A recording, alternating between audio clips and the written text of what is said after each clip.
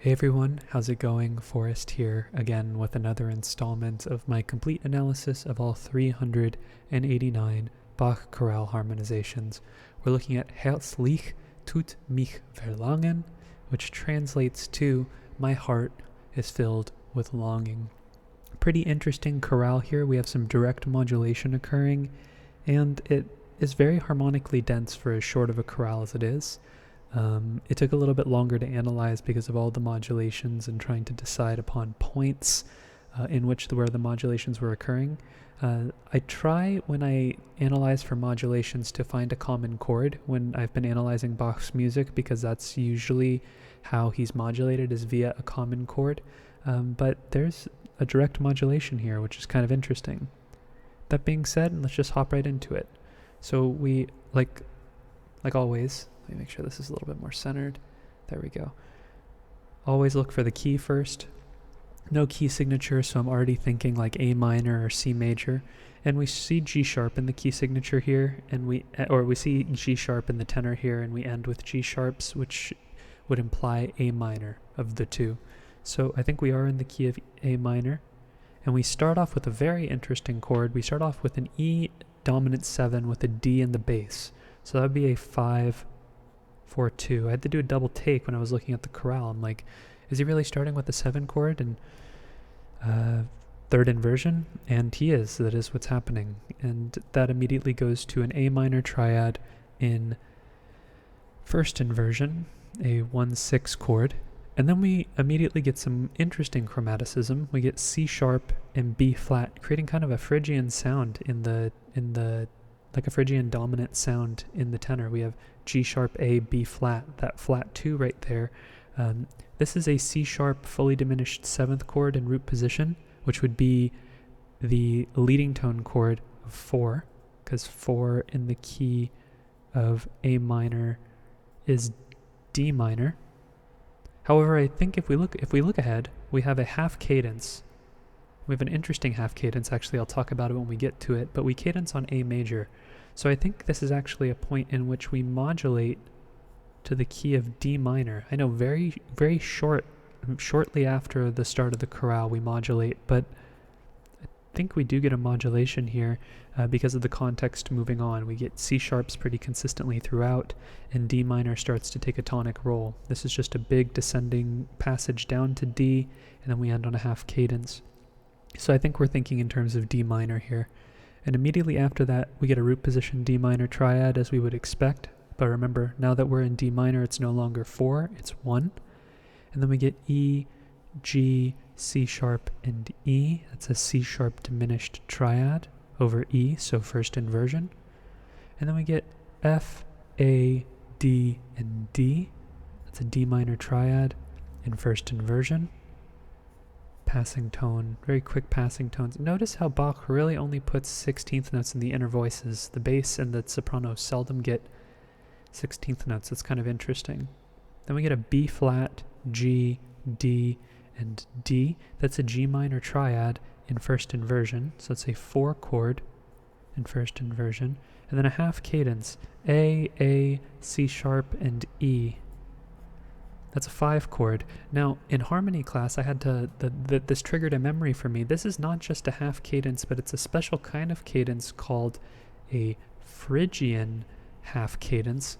And it's specifically in a minor key where you go from a 4 chord in first inversion to a 5 chord. And the reason why it's called the Phrygian half cadence is because when you go from a 4 chord in first inversion, which has the B flat, in this case it would be B flat, it goes down to A. So this half step movement, it's kind of like a Phrygian mode where you have the half step between the second scale degree and the first scale degree. So that's kind of interesting. I had to refresh myself because I remember this formula or this particular configuration in my harmony textbook. I had to go back and look at it, and this is in fact a Phrygian half cadence.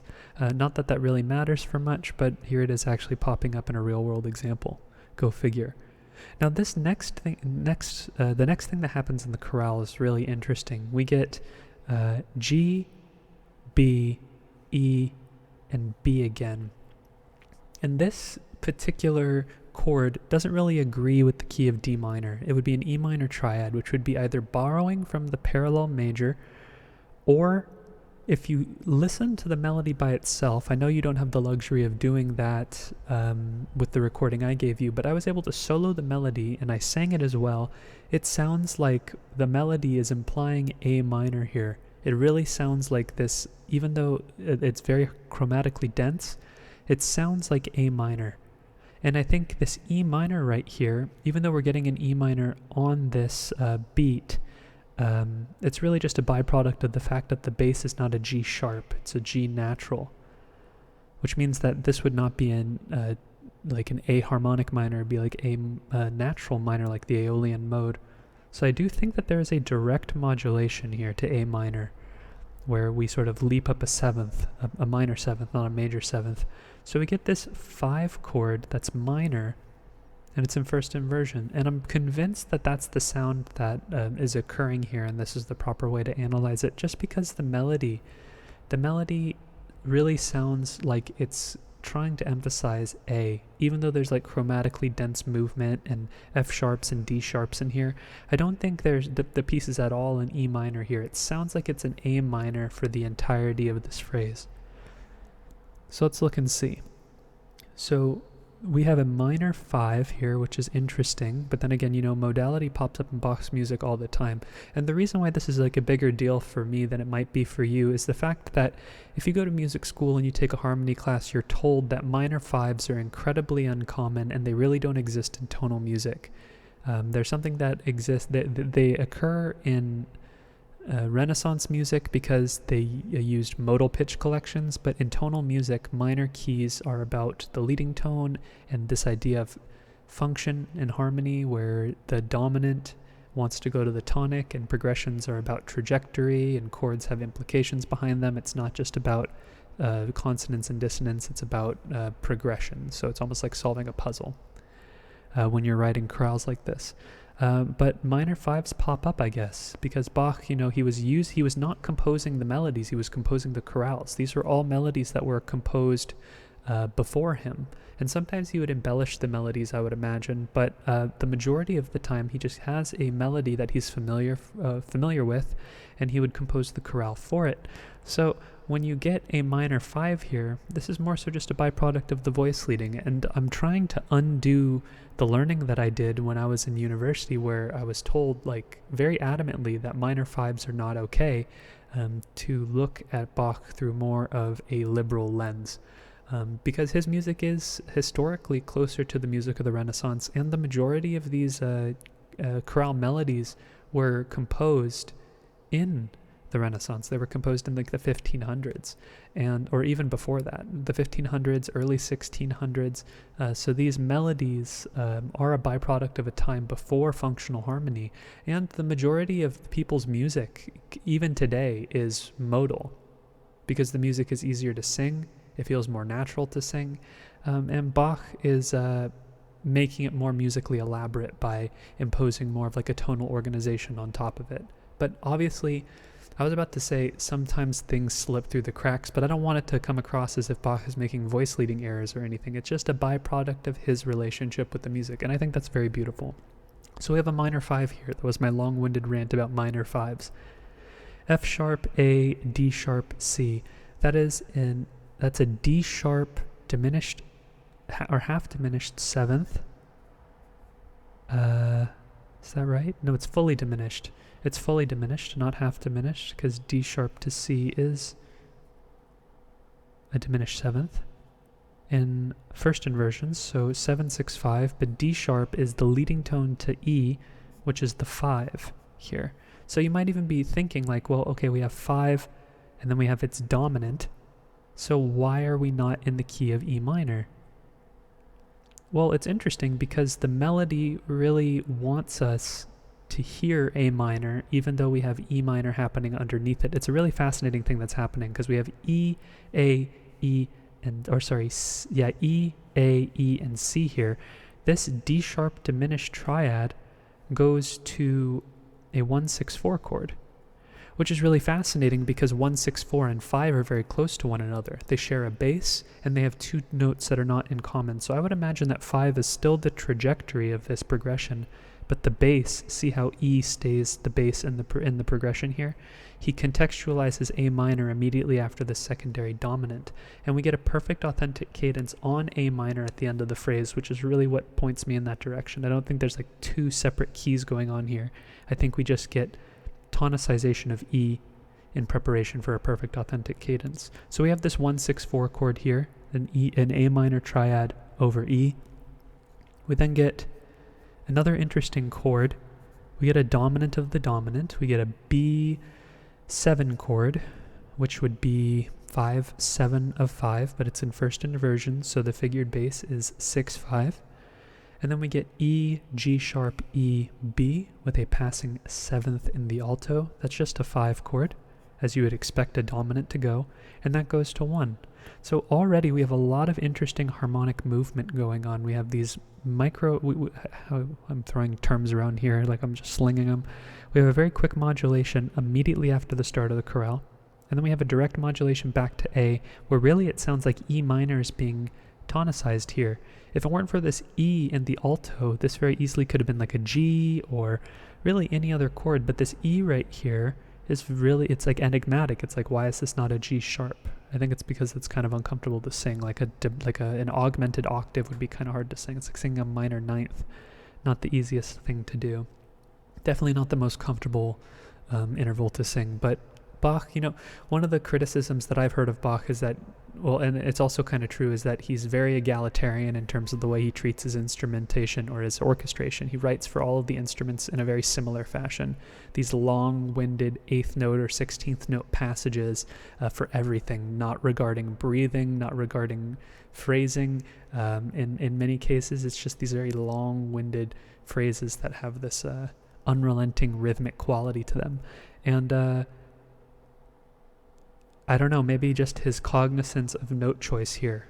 Really, just thinking about why the E minor occurs here has really been sort of eating away or irking me. So, I don't know, maybe if you have any opinions about it, let me know why you think E minor would be here. I think enough of a justification is the fact that Bach wanted it to be that way, but I'd be interested to hear, whether or not there would be some like organizational logic to it. Okay, let's move on to the next bar. So after the repeat, we have A, E, and C with an F sharp here, which is kind of interesting. This F sharp is just, I think, a passing tone, and it's sort of coming from A minor. So F sharp is okay because we're thinking like melodic minor, but we don't get G sharp on the next bar, which is kind of interesting. So maybe we're thinking in the key of G major here. I actually think that we're thinking in the key of C major here, because if we're looking ahead, we get a perfect authentic cadence in the key of C major at the end. So I'm totally fine analyzing this entire phrase in the key of C major. So we're going to recontextualize this A minor triad as 6, as we are now in the key of C major. We then get G, D, G, and B, G major triad in root position. That's a 5 chord. Then we get F, B, D, and G. That's a G7 chord in third inversion. So same Roman numeral, different figured bass. E, C, E, A. That is another A minor chord in second inversion. So we get 6, 6, 4. How fascinating. I would expect a C major chord here coming after 5, but we get kind of a deceptive progression. I was deceived. I would expect 1, but this A in the melody, if it were a C or if it were an E, I think it would make more sense harmonically. It would fit more people's expectations. But we get a 6, 6, 4 here, which is kind of interesting. It's basically just a 1 chord with an A instead of a G. And then we get D, D, F, and B. That is a B diminished triad in first inversion. And then we get E, C, G, and C. You'd be tempted to call this 1, but this B flat right here tells us a different story. I think that this C right here is functioning as 5 of 4, and you're going to have to forgive me for my analysis here. I didn't look ahead of my notes too much. This is not a perfect authentic cadence, but rather a plagal cadence, as this 1 chord, which is just a C major triad, is preceded by 4 And we know 4/1, the amen sort of cadence is not perfect authentance, but plagal, because the dominant has nothing to do with the cadence. I guess we get dominant of 4, but that's really just a substitute for 1, because we get the B flat there.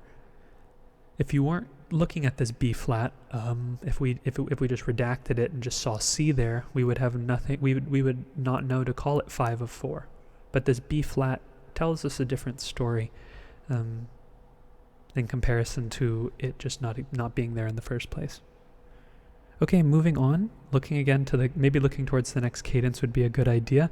We get a cadence on A major, and similar to the first cadence we had, it is a half cadence.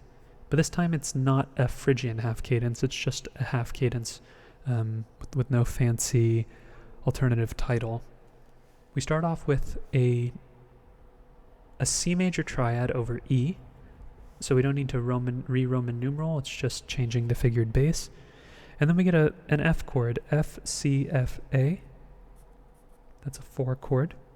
But in the key of D minor, which is where we're going, it is a 3 chord, like so. And then we get B, C sharp, E, and G. That's a 7 chord in the key of D minor. But it's a 7th chord as well, and it's in 3rd inversion, so 5, 4, 2. Lots of 3rd inversion chords this time around. Am I crazy? No, we've only had 1 so far. So not a ton, but oh no, we've had 3, right, of course. The chord that started the chorale is a 5, 4, 2 chord. So we have 3 so far, and those usually go to a 1st inversion 1 chord, but I don't think that that's going to be the case this time, because we go C sharp, A, E, and A. It immediately goes to another dominant functioning chord. This jump, this minor 7th jump in the bass is very exaggerated. Sorry if you can hear the cars in the background. I do live on a busy street. This is just an A major triad in 1st inversion, just a 5, 6 chord. And then we have D, A, D, and F. It's our regular run-of-the-mill D minor triad in root position. And then we cadence on a 5 chord. That's just an A major triad in root position. If we look ahead to the next cadence, we see that we have a cadence on G major, and if you listen to this phrase, it is an imperfect, authentic cadence in the key of G major. So there's a modulation that's going to occur, and I'm going to make the argument that this F sharp right here is implying the modulation, because we're getting an F sharp going to G. Unlike this F sharp going to G here, if you listen to this melody, it sort of sounds like C major. It goes like C, B, G, A, B, C, C. It sounds like we're really highlighting that 5-1-5 shape. If you're into like Schenkerian analysis, that sort of thing, if you were looking at the trajectory of this melody, really you could just reduce it down to 1-5 and 1.